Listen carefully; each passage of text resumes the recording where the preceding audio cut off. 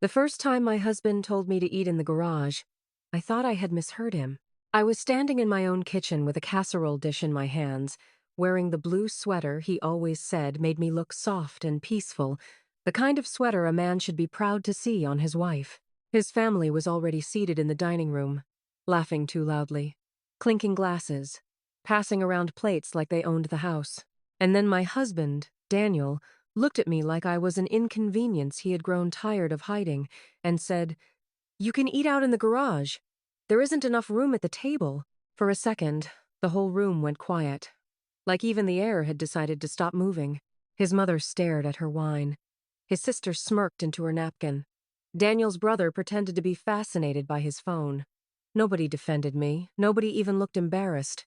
I remember the casserole dish feeling heavier in my hands, like it understood before I did that something had finally broken. I had spent 7 years being the woman who stayed calm, who kept the bills paid when he was between jobs, who remembered birthdays, who sent cards to his mother, who showed up at every family gathering with a smile even when his sister made little comments about my hair, my job, my clothes, my cooking, my voice.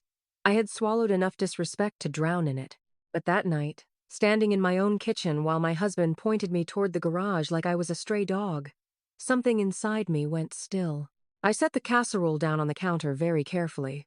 Then I looked at Daniel and said, "Okay." He actually looked relieved. That was the moment I knew he had mistaken my calm for weakness. I'm Claire Bennett, and for most of my marriage, I believed love meant enduring things silently. I believed if I was patient enough, kind enough, useful enough, people would eventually treat me like I mattered. My mother used to tell me that respect could not be begged for, only required. But by the time I met Daniel, I had already spent years trying to be easy to love. Daniel was charming in the beginning. He had that polished kind of smile that made people trust him before they knew him, and he spoke about the future like it was already waiting for us. He worked in sales, wore expensive watches he couldn't really afford, and always knew exactly what to say when he wanted something. He made me feel chosen, which was a feeling I didn't know I was starving for until he gave it to me. I was 30 when we married, and I still thought a good marriage was mostly about compromise, about forgiving the little things.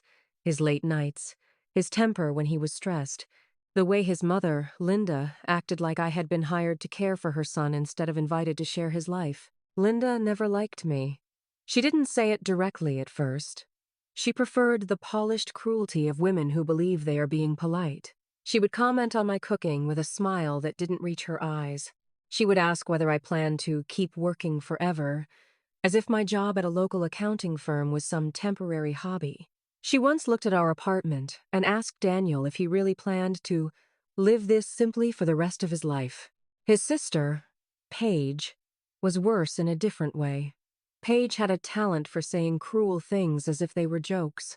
She would ask whether I had finally learned how to make his favorite meal in front of a room full of people, then laugh when I forced a smile. She borrowed money and forgot to return it. She showed up at our door expecting me to cook, clean, and entertain.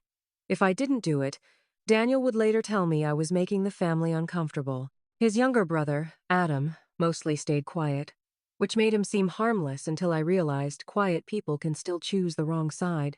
For years, I tried to fit myself into that family like a puzzle piece cut by someone who had never seen the picture.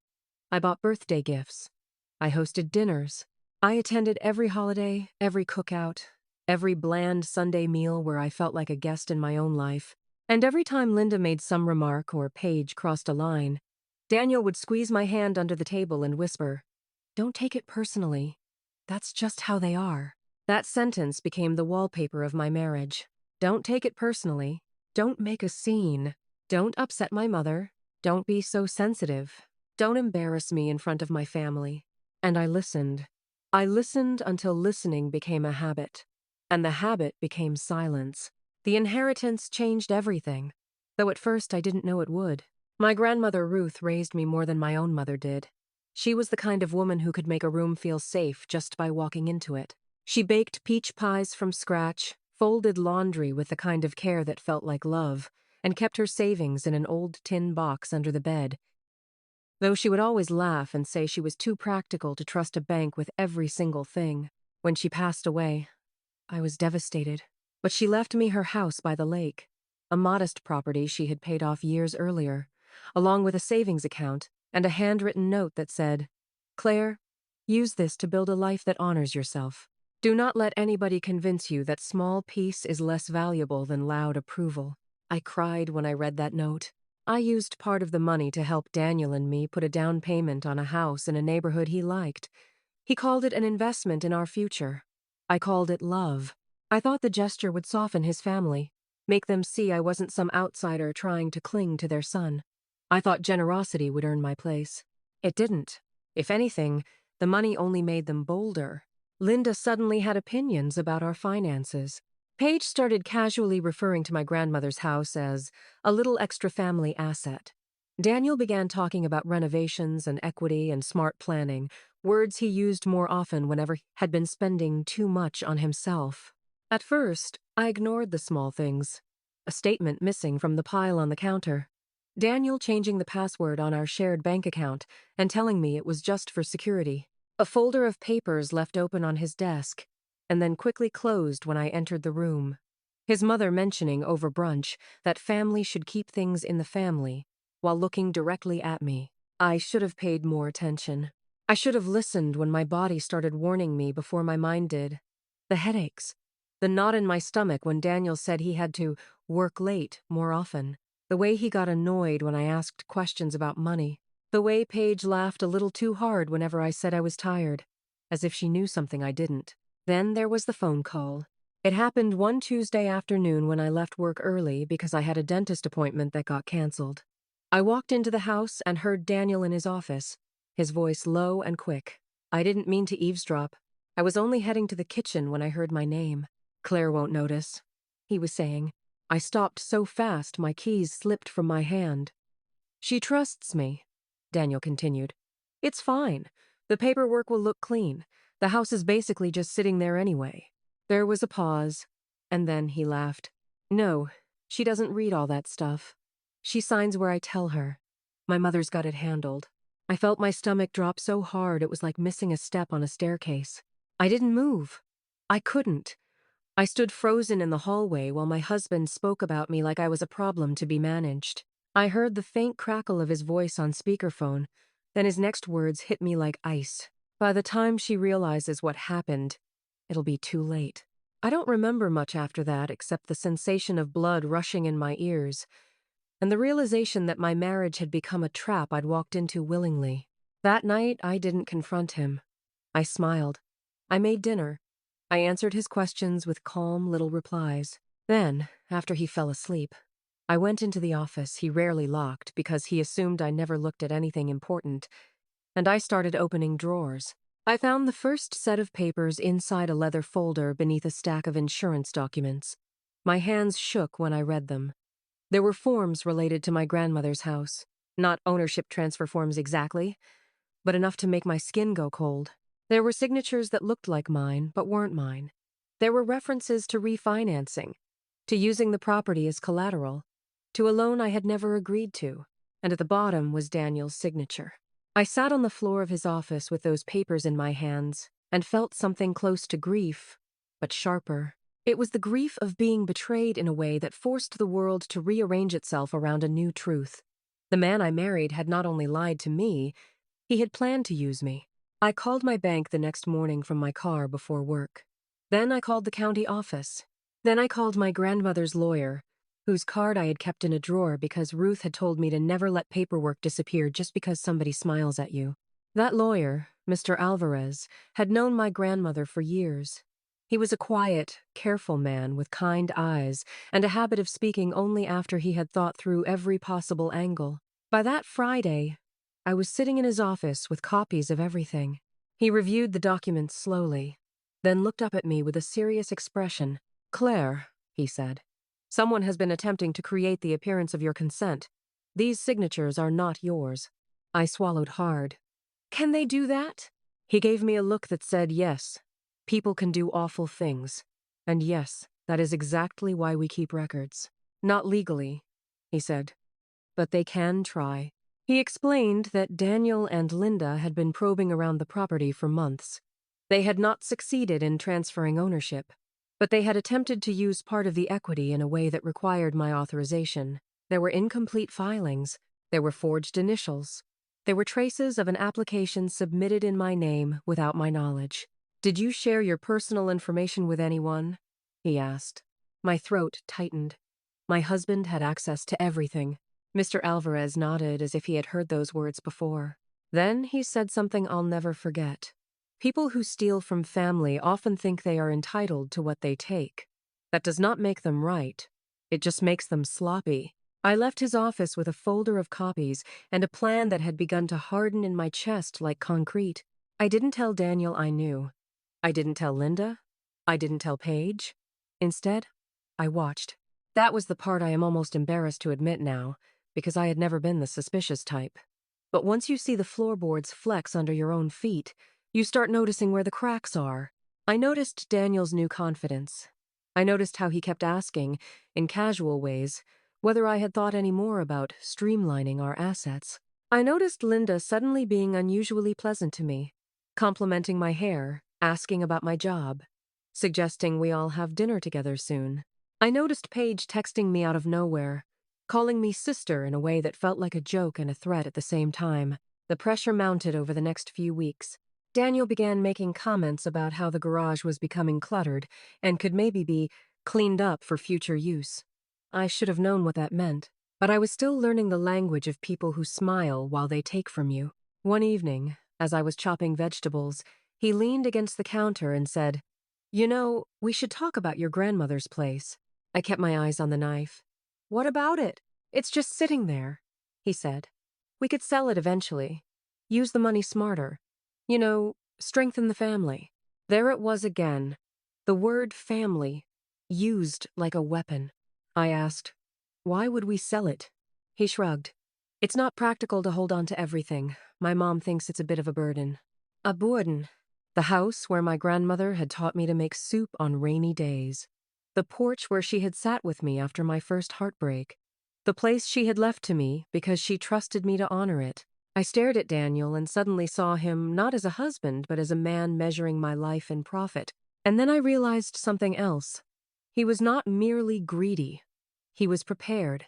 He had gone from suggestion to pressure to false paperwork. He had probably convinced himself I would fold if he made it seem normal enough. He was waiting for my exhaustion to do the rest. That night I slept beside him and felt nothing but a cold, steady determination. The next morning I met with a second lawyer and began the process of protecting the inheritance completely. I separated accounts. I changed passwords. I secured records. I pulled copies of every document Daniel had touched and handed them over to professionals who knew exactly what to look for. I also asked Mr. Alvarez one question that mattered more than all the others. "If this goes to court, can I prove intent?" He looked at me with a small, grim nod. "With the right evidence?" "Yes." So I collected evidence. I saved texts. I saved emails. I recorded voicemails where Linda spoke about what belongs to the family. I kept the message Paige accidentally sent me when she wrote, "Can you believe he hasn't gotten her to sign yet?" My hands shook so badly when I saw that message that I almost dropped the phone. She tried to delete it. I had already taken screenshots. The more I found, the more I understood just how deep the betrayal went. Daniel had not acted alone. Linda had been involved from the beginning. She had pushed him to see me as temporary, as useful only until the property and accounts could be folded into the family's hands. Paige had helped by gathering information, asking me innocent questions about bank balances and insurance policies. Even Adam had known enough to keep quiet. It was not one person being cruel in a moment of weakness. It was a system. My own husband had built a family around the idea that I was a resource. The night of the garage incident was a family dinner Daniel insisted on hosting because, in his words, "It's good to keep things warm." Linda brought her famous roast. Paige brought dessert. Adam brought expensive wine he couldn't afford.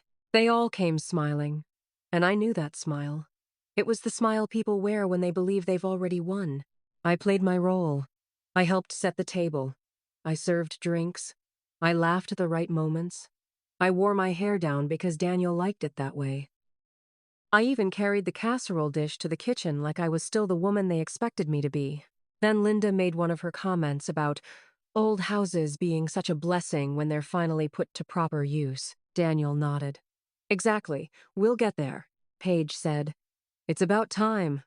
Honestly. I set the casserole dish on the counter and asked, Get where? Nobody answered right away. That should have told them I was no longer pretending not to hear.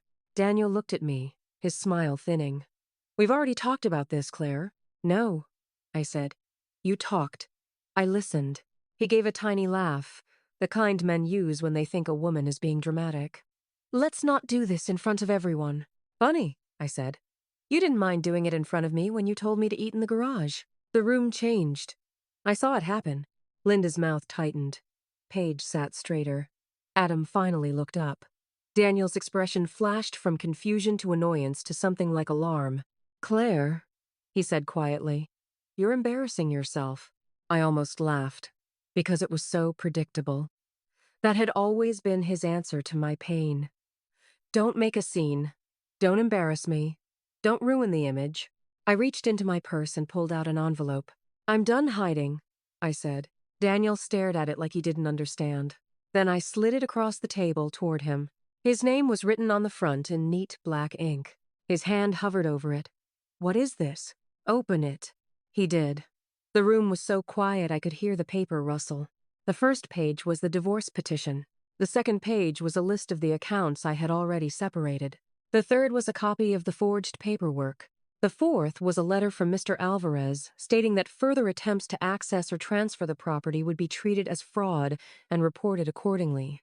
Daniel's face changed so quickly it was almost ugly.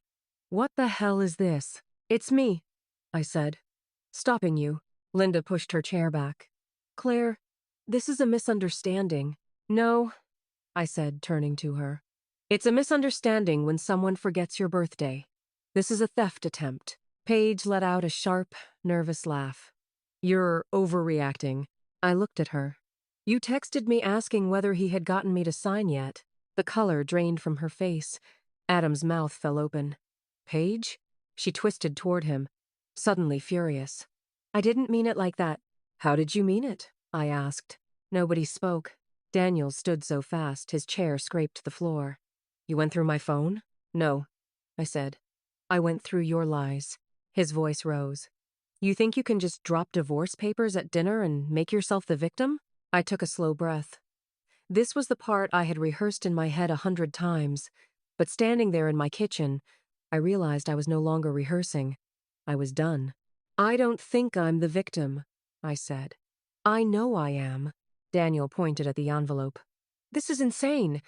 You're acting like we did something terrible. Linda jumped in immediately. We were trying to help you. That property would have been better managed by people who understand responsibility. I looked at her and felt no fear at all. Only a strange, painful pity. By people who understand responsibility? I repeated. You mean people who think my grandmother's house should be taken because I'm too polite to stop them? Her eyes narrowed. You owe this family more respect than this. That sentence struck me like a slap. I laughed then, not because anything was funny, but because the hypocrisy of it was so vast it almost became absurd. Respect? I said.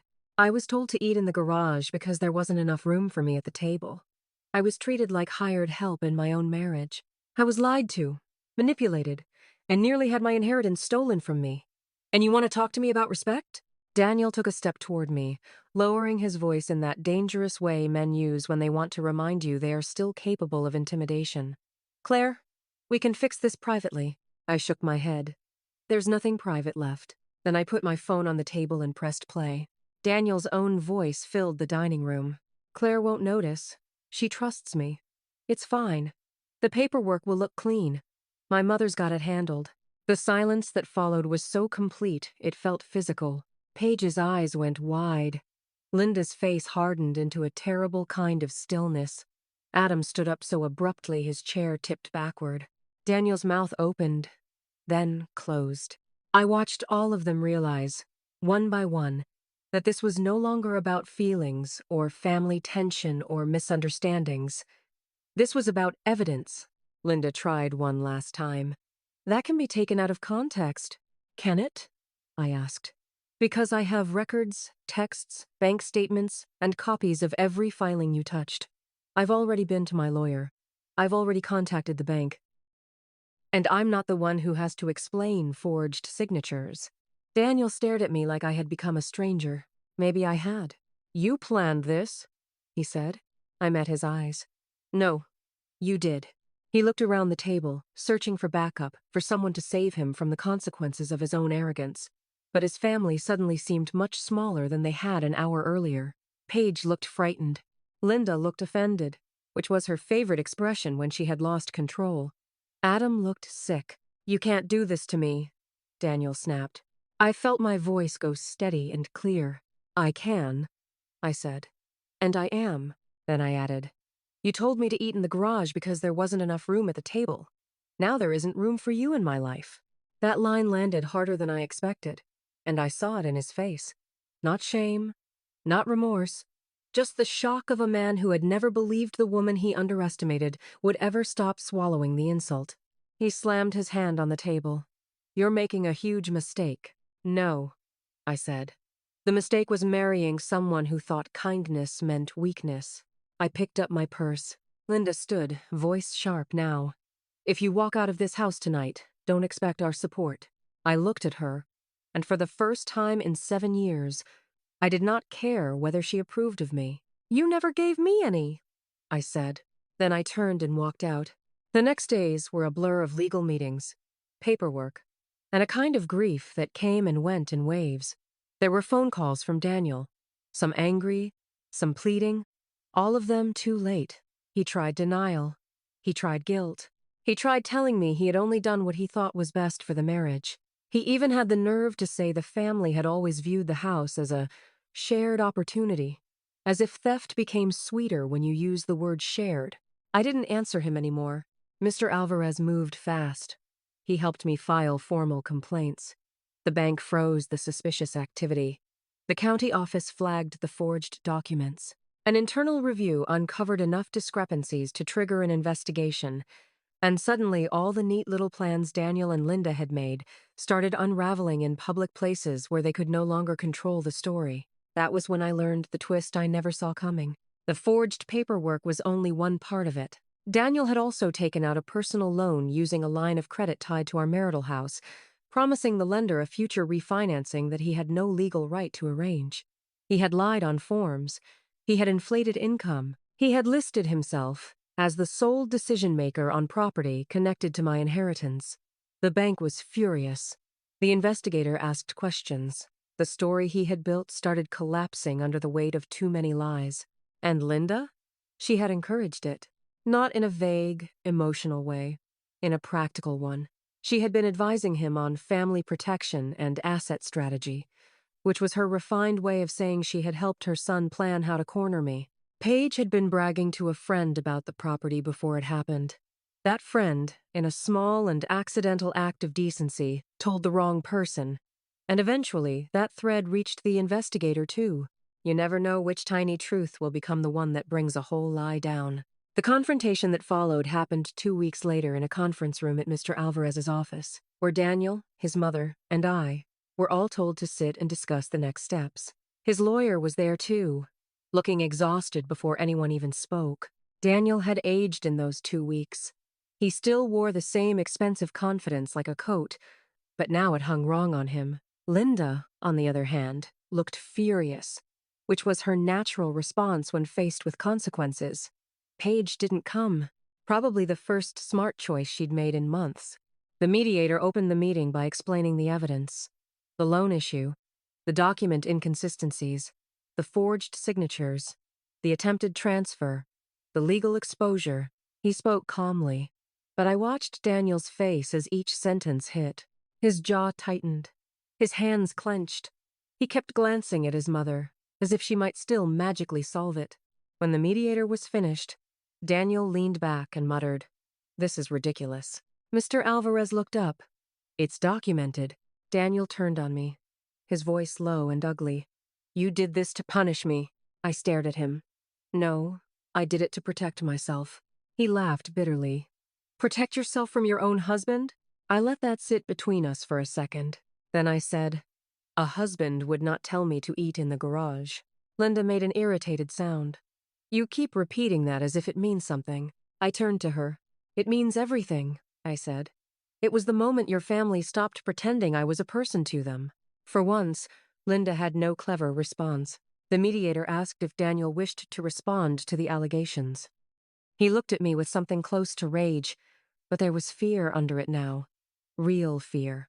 The kind that appears when a man realizes the room is no longer arranged around his comfort. This marriage was failing because she shut us out, he said. That was his final attempt to rewrite reality. I almost felt sorry for him. So I answered quietly, No, it was failing because you thought my silence meant surrender. That was the truth, and I think everyone in the room knew it. The legal process took months after that. Months of forms, hearings, document reviews, and long periods of waiting that tested my patience more than the confrontation itself. But every step moved me farther from the version of my life where I begged to be included at a table that was never set for me. Daniel's loan caused serious problems. His employer reviewed the financial misconduct when it became public through the investigation. He lost his job. The bank pursued repayment. Linda, who had always acted as if she were above consequences, found herself having to answer questions she couldn't charm her way out of. Their friends started backing away. Paige's gossip had a way of finding new ears, and suddenly the family image she had loved so much was stained beyond repair. I didn't celebrate it. Not at first. The truth is, I spent many nights sitting alone in my grandmother's old house by the lake, listening to the water and wondering how a life could split so cleanly into before and after. I cried more than once, not because I wanted Daniel back, but because it hurt to grieve the dream I had once defended so fiercely. I had married a man and imagined a future built on partnership. Instead, I learned that he saw partnership as a ladder and me as the rung he could stand on. But slowly, something else began to grow in the empty space he left behind. Peace. The house by the lake needed repairs. I fixed them one by one. I painted the kitchen. I replaced the broken screen door. I found my grandmother's recipe cards in a tin box and started cooking again, not to impress anyone, just because the smell of onions and butter in the pan made me feel like myself. My neighbor, Mrs. Collins, would sometimes wave from her porch and tell me the place looked happier already. That autumn, I turned the house into a small catering business, starting with trays of lemon chicken, peach cobbler, and my grandmother's old comfort dishes. At first, it was just friends and local orders, then word spread.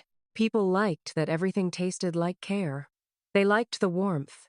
They liked the feeling of food made by somebody who knew what it meant to feed a person properly. I smiled more in those months than I had in years. A few weeks after the final divorce papers were signed, I got one last message from Daniel. It was short. I never meant for it to go this far. I stared at the text for a long time. Then I deleted it. Because the truth is, he did mean it. Maybe not every detail. Maybe not every consequence. But he meant the entitlement. He meant the secrecy. He meant the pressure. He meant all the ways he had expected me to stay quiet while he took more and more of what was mine. People always talk about revenge like it is fire and noise. Sometimes revenge is simpler than that. Sometimes it is paperwork, records, patience, and the refusal to let someone else narrate your life. Sometimes it is standing up straight after years of being told to shrink. The final piece of karma came 6 months later, and it was almost anticlimactic. Daniel's finances collapsed under the debt. Linda had to sell the house she loved to cover legal costs. Paige, who had always thought she was smarter than she was, lost the confidence she used like perfume. Adam, the quiet one, finally admitted he had known things were wrong and had said nothing because it was easier. I heard all of this secondhand. I didn't need to watch the fallout to understand it. What mattered was that no one in that family could pretend anymore. As for me, I stood in my grandmother's kitchen one evening with flour on my hands and sunlight on the floor and realized I was no longer waiting for permission to belong in my own life. I had been told to eat in the garage. Instead, I served the man who said it divorce papers. And somehow, in that moment and every moment after, I got something better than revenge. I got myself back. Sometimes I still think about that dinner, about the way Daniel's voice sounded when he said the words so casually. like he was assigning me to the wrong room. I think about Linda's silence, Paige's smirk, Adam's cowardice, and the stunned look on Daniel's face when he realized I had not come to beg, but to end it.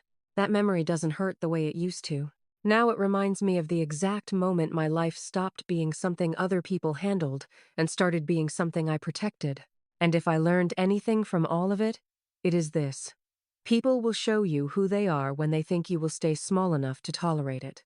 The real answer is not always loud. Sometimes the real answer is an envelope on a dinner table, a steady voice, and the quiet certainty that you are done being grateful for crumbs from a table that was never yours. I used to think losing my marriage meant losing my future. I was wrong. It was the beginning of the first honest life I had ever lived.